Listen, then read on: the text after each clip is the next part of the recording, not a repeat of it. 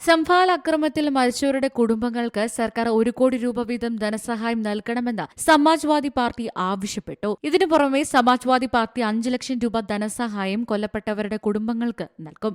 ഷാഹി ജുമാ മസ്ജിദ് സമുച്ചയത്തിൽ നടത്തിയ സർവേയെ തുടർന്ന് പൊട്ടിപ്പുറപ്പെട്ട അക്രമത്തെക്കുറിച്ചുള്ള വിവരങ്ങൾ ശേഖരിക്കാൻ സമാജ്വാദി പാർട്ടി 15-അംഗ പ്രതിനിധി സംഘത്തെ ചുമതലപ്പെടുത്തിയിരുന്നു. പക്ഷേ സമാധാനം നിലനിർത്തുന്നതിനായി സംഫാൽ ജില്ലാ ഭരണകൂടം ഡിസംബർ 10 വരെ നിരോധനാജ്ഞ പ്രഖ്യാപിച്ചു. ഡിസംബർ 10 വരെ കോമ്പറ്റീൻസ് അതോറിറ്റിയുടെ അനുമതിയില്ലാതെ ജില്ലയുടെ അതിർത്തിയിൽ പുറത്തുനിന്നുള്ള വ്യക്തികൾക്കോ സാമൂഹിക സംഘടനകൾക്കോ ജനപ്രതിനിധികൾക്കോ പ്രവേശിക്കാൻ കഴിയില്ല.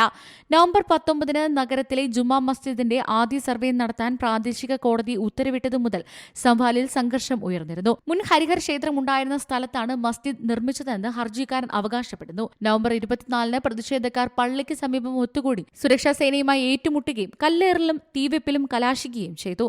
4 പേർ കൊല്ലപ്പെടുകയും പോലീസ് ഉദ്യോഗസ്ഥർ ഉൾപ്പെടെ നിരവധി പേർക്ക് പരിക്കേൽക്കുകയും ചെയ്തു. അതേസമയം പ്രതിഷേധക്കാർക്ക് നേരെ വെടിയുതിർക്കുന്നുവെന്ന ആരോപണം പോലീസ് നിഷേധിച്ചു. National desk Zee Malayalam news. ഏറ്റവും പുതിയ വാർത്തകളും വിശേഷങ്ങളും വിരൽത്തുമ്പിലറിയാൻ സീ മലയാളം ന്യൂസ് എല്ലാ ഡിജിറ്റൽ പ്ലാറ്റ്ഫോമുകളിലും ലഭ്യം.